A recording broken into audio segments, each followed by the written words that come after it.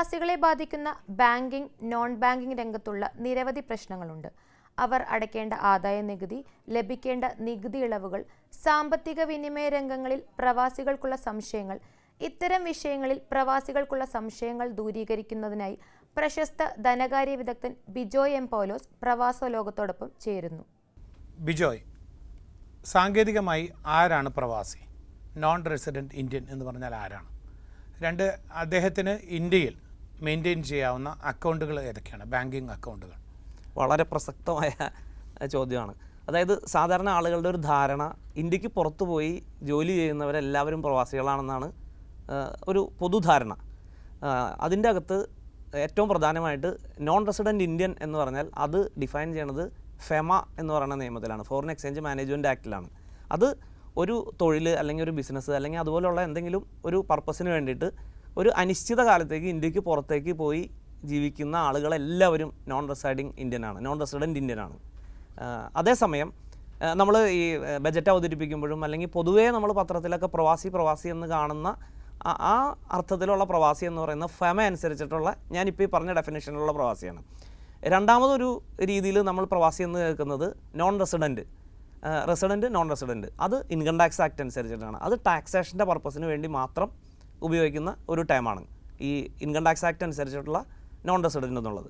അതിന് നമ്മൾ ഇന്ത്യയിൽ എത്ര നാൾ താമസിച്ചു, അതായത് കഴിഞ്ഞ വർഷം 182 ഡേയ്സിൽ കൂടുതൽ ഇന്ത്യയിൽ താമസിക്കുക, അല്ലെങ്കിൽ കഴിഞ്ഞ വർഷം 60 ദിവസം ഇന്ത്യയിൽ താമസിച്ചിട്ടുണ്ടായിരുന്നു, അതിന് മുമ്പത്തെ 4 വർഷം 365 ദിവസം താമസിച്ചിട്ടുണ്ടെങ്കിൽ അങ്ങനെ ഒരു ടെക്നിക്കൽ ഡെഫിനിഷൻ അതിനുണ്ട്.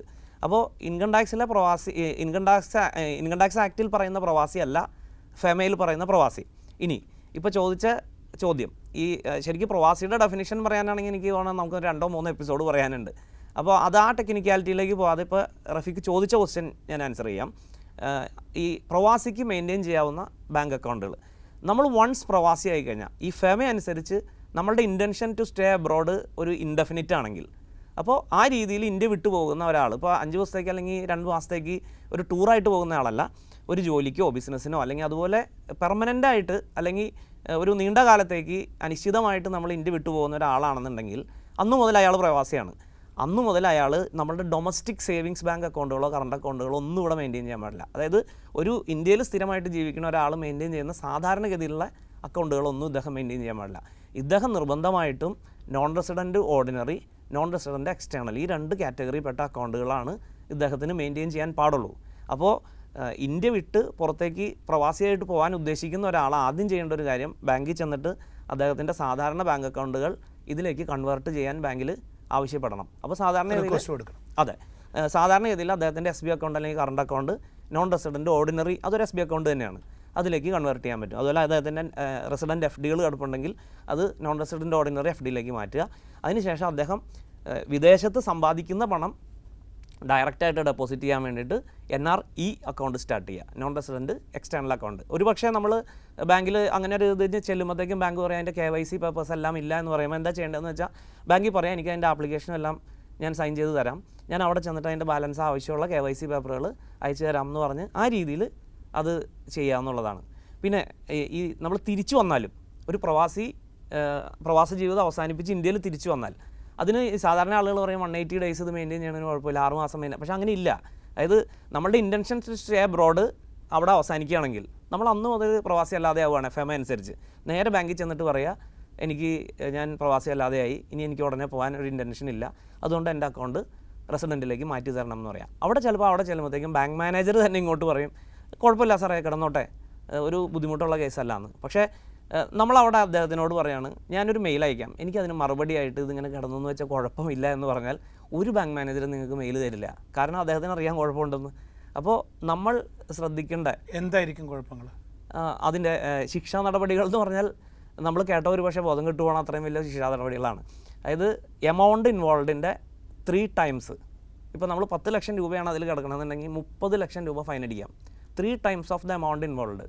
ഈ ഇത് റെസിഡൻ്റ് ആയിട്ടുള്ള ഒരാൾ നോൺ റെസിഡൻറ്റ് അക്കൗണ്ട് മെയിൻറ്റെയിൻ ചെയ്യുന്നതും നോൺ റെസിഡൻ്റ് ആയിട്ടുള്ള ഒരാൾ ഡൊമസ്റ്റിക് അക്കൗണ്ട് മെയിൻറ്റെയിൻ ചെയ്യുന്നതിൽ ഫെമ പറയുന്ന ശിക്ഷ എന്ന് പറയുന്നത് 3 ഇരട്ടി അതിൻ്റെ അകത്തുള്ള എമൗണ്ട് ഇൻവോൾവിൻ്റെ. അതുകൂടാതെ എത്ര ദിവസം നമ്മൾ ഈ തെറ്റ് ചെയ്തിട്ടുണ്ടെങ്കിൽ, അതായത് ഇപ്പോൾ നമ്മൾ അത്തരത്തിലൊരു ഒഫൻസ് നമ്മൾ കണ്ടിന്യൂസ് ആയിട്ട് ചെയ്തു 100 ദിവസം ചെയ്തിട്ടുണ്ടെങ്കിൽ 100 × 5000 ഒരു ദിവസം 5000 രൂപ വീതമാണ് അതിൻ്റെ ഫൈൻ.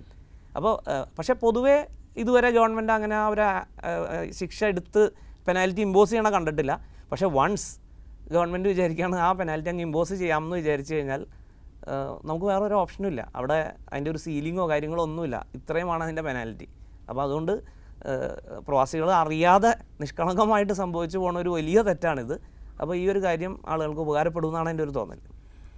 പ്രവാസികൾ കേട്ടല്ലോ, നമ്മൾ ഒരിക്കൽ പ്രവാസിയാകാൻ തുനിഞ്ഞിറങ്ങുമ്പോൾ ആദ്യം തന്നെ നമ്മളൊരു നോൺ റെസിഡൻറ്റ് അക്കൗണ്ട് ബാങ്കിൽ സ്ഥിരപ്പെടുത്തേണ്ടതുണ്ട്. അതേസമയം പ്രവാസി അല്ലാതായിത്തീരുന്ന ആ നിമിഷം മുതൽ നാട്ടിലെത്തിയ ആ ദിവസം തന്നെ കഴിയുന്നത്ര വേഗം അത് വീണ്ടും ഡൊമസ്റ്റിക് അക്കൗണ്ടാക്കി മാറ്റാനും ശ്രദ്ധിക്കണം. ഇതുവരെ ഭവിഷ്യത്തുകൾ അനുഭവിച്ചിട്ടില്ലാത്ത പ്രവാസികൾക്ക് ഭാവിയിൽ ഇതും ഒരു ദുരിതം ആയി മാറാൻ സാധ്യതയുണ്ടെന്നാണ് നമ്മുടെ സാമ്പത്തികകാര്യ വിദഗ്ധൻ ബിജോയ് അറിയിക്കുന്നത്. ശ്രദ്ധിക്കുക.